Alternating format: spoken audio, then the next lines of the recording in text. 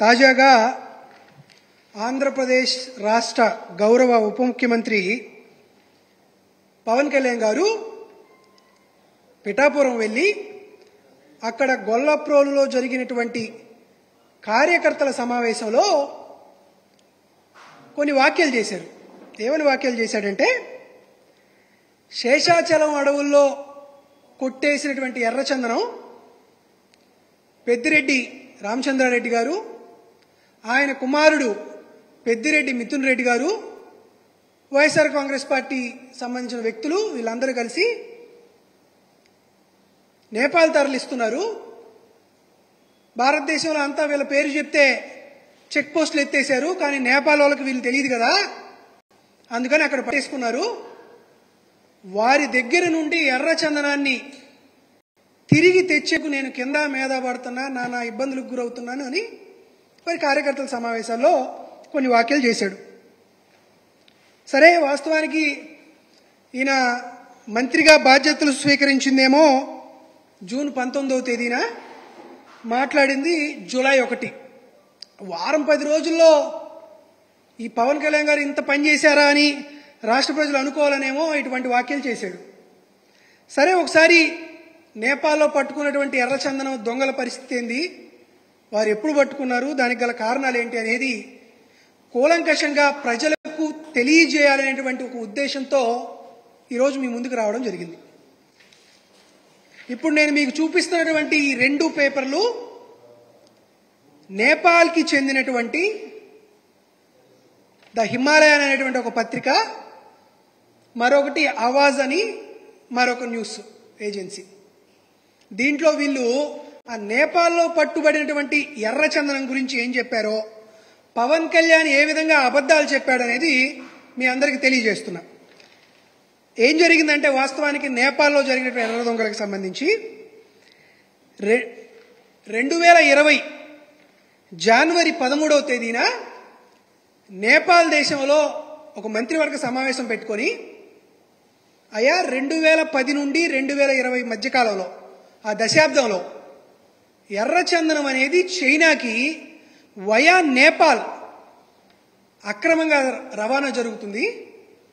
దీంట్లో భాగంగా మేము ఒక 173 టన్నుల ఎర్రచందనాన్ని మేము పట్టుకోవడం జరిగింది.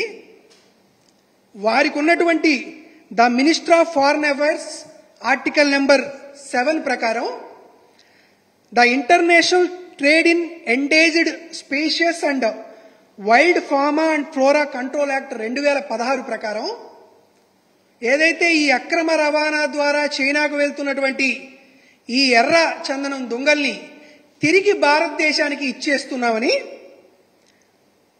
నేపాల్ మినిస్టర్ గోకుల్ ప్రసాద్ బస్కోటా అనే అతను స్టేట్మెంట్ ఇచ్చాడు. దానికి సంబంధించినటువంటి పత్రికా కథనాలు ఇవి. దీన్ని సమర్థిస్తూ భారతదేశానికి సంబంధించి ద న్యూ ఇండియన్ ఎక్స్ప్రెస్లో వచ్చినటువంటి కథనం, అదేవిధంగా ద టైమ్స్ ఆఫ్ ఇండియాలో వచ్చినటువంటి కథనం, పవన్ కళ్యాణ్ ఆరోపిస్తున్నట్లు ఎర్రచందనం దొంగలు దొరికింది ఇప్పుడు కాదు, 2020 జనవరిలో, అంటే జగన్మోహన్ రెడ్డి గారి ప్రభుత్వం వచ్చినటువంటి 2-3 నెలల్లో, అంతకుముందు 10 ఏళ్లుగా జరిగినటువంటి క్రమంలో ఆ దొంగలు దొరికాయి అనేది నేపాల్ ప్రభుత్వం ఇచ్చినటువంటి స్పష్టీకరణ. ఇప్పుడు ఈ పవన్ కళ్యాణ్ గారు ఏదో పెద్దిరెడ్డి గారు మిథున్ రెడ్డి గారే అక్రమ రవాణా చేస్తానంటే దొరికినట్లు ఒక అసత్య ప్రచారం, ఒక అభూత కల్పన చేస్తున్నాడు. దీనికి కూడా ఒక విషయం చెప్తా వినండి.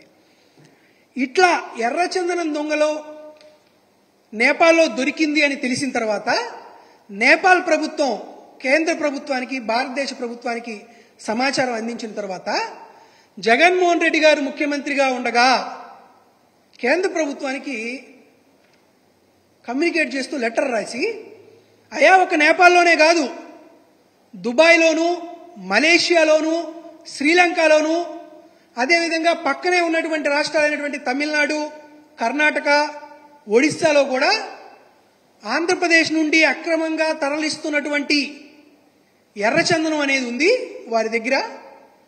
కాబట్టి దయచేసి సుమారుగా 8,000 టన్నుల ఎర్రచందనం ఈ అక్రమ రవాణా మూలాన వివిధ రాష్ట్రాల్లో, వివిధ దేశాల్లో ఉన్నాయి.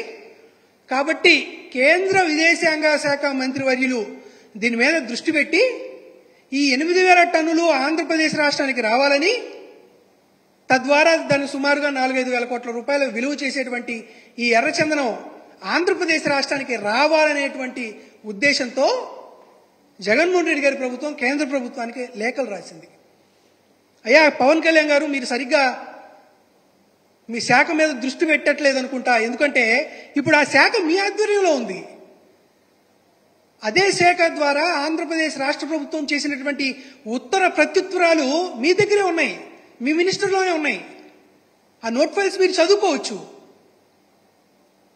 అక్కడే ఉన్నటువంటి పేపర్లని, కేంద్ర ప్రభుత్వానికి రాష్ట్ర ప్రభుత్వం రాసినటువంటి లెటర్లని మీరు అసలుకి పట్టించుకోకుండా, చదవకుండా ఇంటువంటి అజ్ఞాన ప్రదర్శన చేయడం అనేది మీ నైతికతకి భంగం వాటిల్లుతుందనే విషయాన్ని ఒకసారి గుర్తు చేసుకోమని చెప్తున్నాం. దాంతోపాటు నేపాల్లో పట్టుబడినటువంటి ఆ ఎర్రచందనం 173 టన్నుల ఎర్రచందనాన్ని తిరిగి తీసుకురావడానికి జగన్మోహన్ రెడ్డి గారి హయాంలోనే ఒక అధికారిక బృందం నేపాల్కి వెళ్ళి దాన్ని చెక్ చేసి అవి ఎర్రచందనం దొంగలే అని తేల్చి వారి దగ్గర నుండి ఆంధ్రప్రదేశ్ రాష్ట్ర ప్రభుత్వానికి తీసుకురావడానికి నేపాల్ ప్రభుత్వం దగ్గర 2 నెలల క్రితం, అంటే మా ప్రభుత్వం అధికారంలో ఉన్న మే నెలలోనే అనుమతులు తీసుకున్నాం. నేపాల్ ప్రభుత్వం కూడా అనుమతులు మంజూరు చేసింది.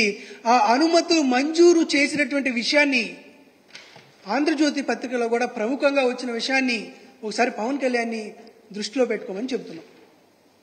నేపాల్ ప్రభుత్వం కానీ మరొక రాష్ట్ర ప్రభుత్వాలు కానీ ఏం చెబుతున్నాయి?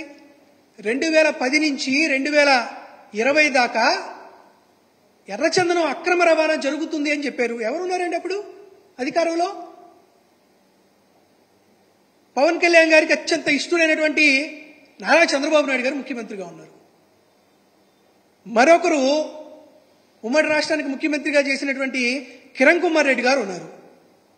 నిజంగా అధికారంలో ఉండి ఎర్రచందనం అక్రమ రవాణా చేసే అవకాశమే గాని ఉండుంటే, మీరు చేస్తున్నటువంటి ఆరోపణలు పెద్దిరెడ్డి రామచంద్రారెడ్డి గారి మీద కానీ మిథున్ రెడ్డి గారి మీద కానీ చేసి ఉండట్లయితే, చిత్తూరు జిల్లాలో కూడా చాలా మంది అధికారంలో ఉన్నారు కదా. చంద్రబాబు నాయుడు గారు చిత్తూరు జిల్లా కదా, కిరణ్ కుమార్ రెడ్డి గారు చిత్తూరు జిల్లా కదా, గల్లా అరుణ్ కుమార్ గారు చిత్తూరు జిల్లా కదా, చనిపోయిన వ్యక్తి గాలి ముద్దుకృష్ణనాయుడు గారు చిత్తూరు జిల్లా కదా. మరి వారందరూ ఎందుకు అక్రమ రవాణా చేస్తున్నారు ఎర్రచందనం అని మీరు ఎందుకు ప్రశ్నించలేకపోయారు? వాళ్ళందరూ ఎర్రచందనం స్మగ్లింగ్ చేశారు అని మీరు దాని మీద ఏమన్నా దృష్టి పెట్టగలరా? కాబట్టి అదే పనిగా మేము చెబుతున్నాం. ఇప్పుడు మీరు రాష్ట్రంలో చాలా పవర్ఫుల్ అని చెప్పుకుంటున్నారు. కేంద్ర ప్రభుత్వంలో నరేంద్ర మోడీ గారికి, అమిత్ షా గారికి నేను చాలా దగ్గర అని చెప్పుకుంటున్నారు. నాకు చాలా పలుకుబడి ఉందని చెప్పుకుంటున్నారు. కాబట్టి మీకు ఒక విజ్ఞప్తి చేస్తున్నాం.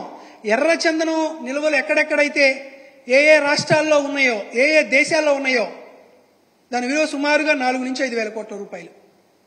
అవన్నీ మీ పలుకుబడిని ఉపయోగించి నరేంద్ర మోడీ గారితో మాట్లాడి, అమిత్ షా గారితో మాట్లాడి, పక్కన ఉన్నటువంటి రాష్ట్ర ముఖ్యమంత్రులతో గారితో మాట్లాడి తిరిగి తీసుకురండి.